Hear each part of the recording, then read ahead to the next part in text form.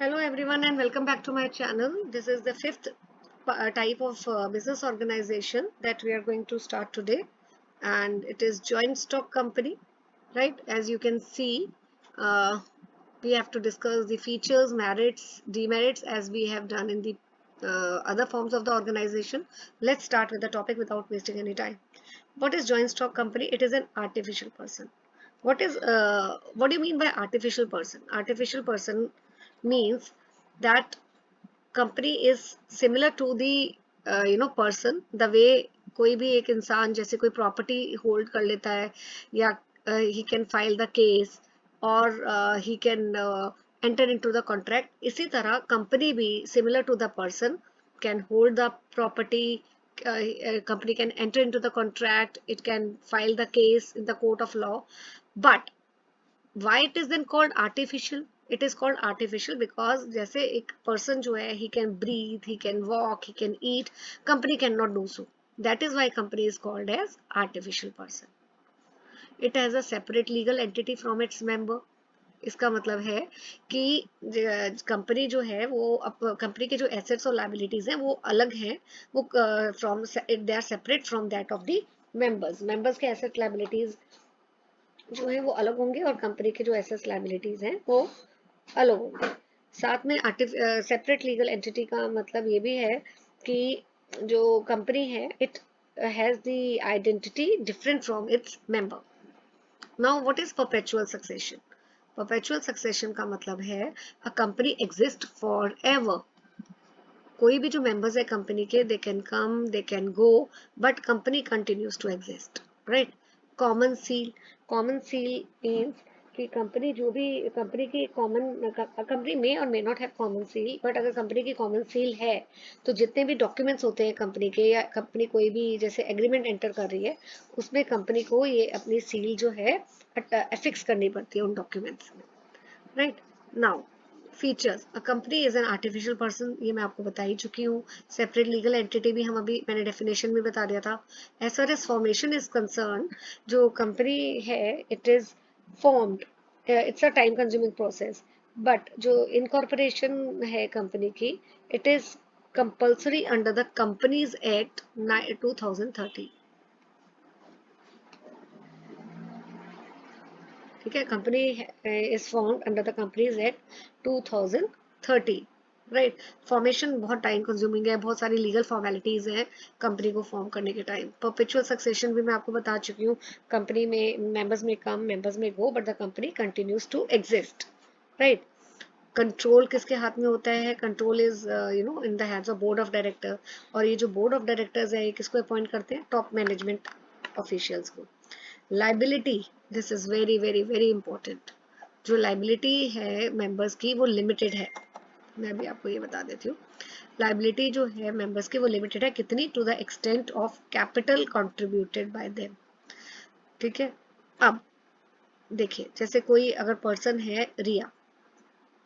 रिया जो है वो शेयर होल्डर है कंपनी की और उसके पास 2000 शेयर्स हैं ऑफ ₹10 ईच. नाउ रिया ने अभी 7 रुपीज पर शेयर जो है पे किया. तो अभी कितना रिया ने पे नहीं किया? अनपेड कितना है? ₹3 पर शेयर. तो जब अगर कंपनी को कोई लॉस होता है, राइट, या कंपनी जो है अपने डेट नहीं पे कर पाती, उस केस में रिया की लायबिलिटी भी होगी. कितनी होगी? To the extent of the unpaid value of the share. तो टोटल अनपेड अमाउंट कितना है रिया का? रिया ने अभी कंपनी को कितना देना था? 2000 शेयर्स हैं और एक शेयर की वैल्यू ₹3 है जो उसने नहीं दी. तो 6000 तक उसकी लायबिलिटी है. इसके बियॉन्ड उसकी लायबिलिटी नहीं है.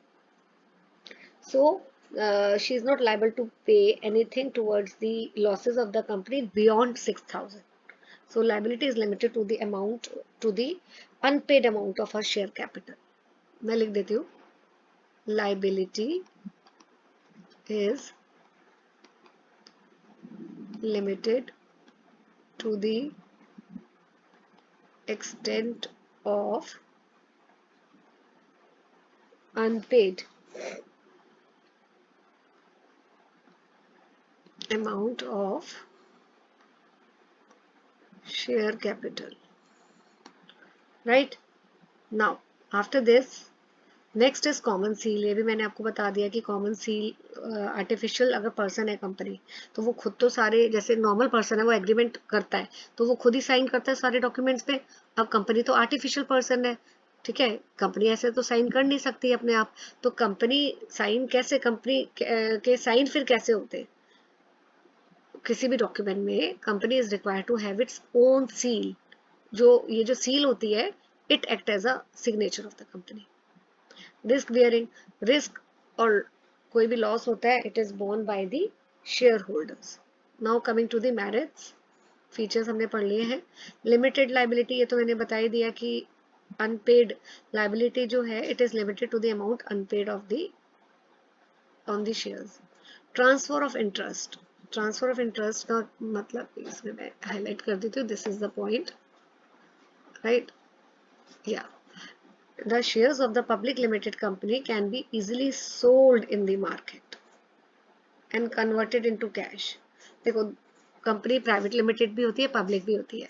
जो पब्लिक लिमिटेड कंपनी होती है, हम आगे पढ़ेंगे टाइप्स ऑफ कंपनी, उसमें मैं डिटेल में बताऊंगी. But just for the time भी अभी आपको पता होना चाहिए कि जो पब्लिक लिमिटेड कंपनी होती है, उसके शेयर्स जो है वो मार्केट में it can be bought and sold, ठीक है. तो it can be easily sold in the market. तो किसी भी मेंबर को अगर फंड्स की ज़रूरत है और उसके पास शेयर्स हैं, तो वो उन शेयर्स को मार्केट में सेल कर सकता है और कैन कन्वर्ट इनटू कैश. तो उसी को हम बोलते हैं transfer of interest. Perpetual existence, वो मैंने आपको बता दिया है, members may come may go but company continues to exist for ever. Scope for expansion, अब कैपिटल जो है इसकी कंपनी की, ठीक है, कंपनी को बहुत इजीली फंड्स मिल जाते हैं from banks, loan from banks, financial institutions. तो जब फंड्स होंगे तो there is a scope for expansion also. and professional management, because it is managed by board of directors who appoint the top most management officials. और ये लोग experts होते हैं, specialist होते हैं, तो in their own areas of specialization. तो इसलिए management is very professional, they manage the company in a very professional way. Limitations, complexity of formation, this I have told you कि कंपनी को form करने में it's a very time consuming process, lot of formalities are required. Lack of secrecy also, difficult to maintain the secrecy of the information, क्योंकि company is liable to provide the information to the public also, है ना. तो difficult to maintain the secrecy. Then impersonal work environment. अब why there is impersonal? Because there is a separation of ownership and management. Management कौन कर रहा है? Board of directors, है ना, और who further appoint the top management officials. Ownership किसी और के हाथ में है. तो अब it lead to the situation, अगर ownership और management separate है तो उससे क्या हो जाएगा?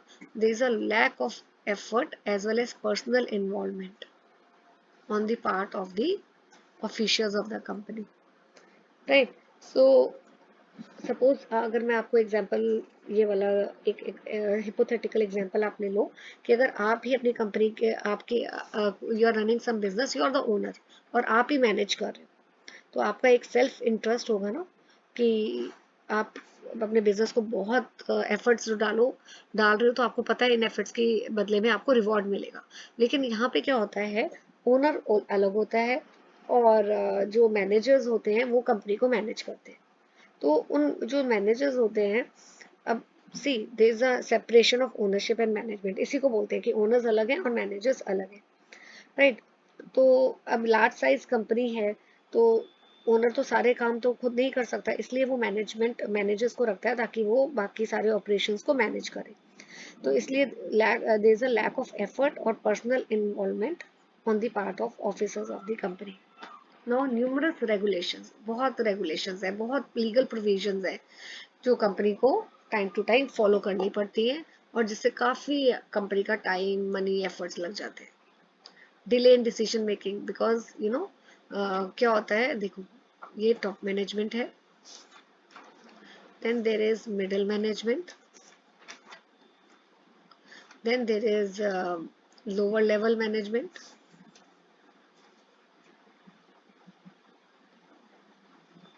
एंड यहाँ पर आपका बोर्ड ऑफ डायरेक्टर्स है, राइट।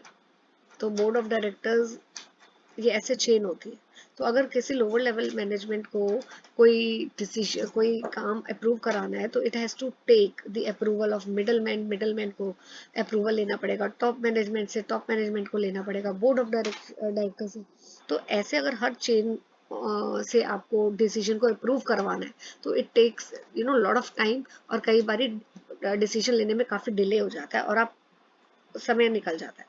तो it may cause delay not only in taking decision but also in acting upon them. Now, oligarchic management, what does it mean? जो ये देखिए, large size organizations have many shareholders, right? So board of directors, they as such enjoy freedom in exercising their power, which they sometimes use even contrary to the interest of shareholders. अब company में share holders बहुत सारे होते हैं, लेकिन जो board of director है, most powerful body, वो टेक्स द डिसीजंस। एंड इस केस में कई बार क्या होता है, वो जो भी बोर्ड ऑफ डायरेक्टर्स डिसीजंस लेते हैं, वो हो सकता है शेयर होल्डर्स के इंटरेस्ट में ना हो। उस केस में अगर शेयर होल्डर डिससेटिस्फाई हो जाएगा, और वो he may sell his shares and may leave the company also. That is called as oligarchic management. Conflict in interest, अभी मैंने आपको बताया शेयर होल्डर्स बहुत सारे होते हैं, ठीक है।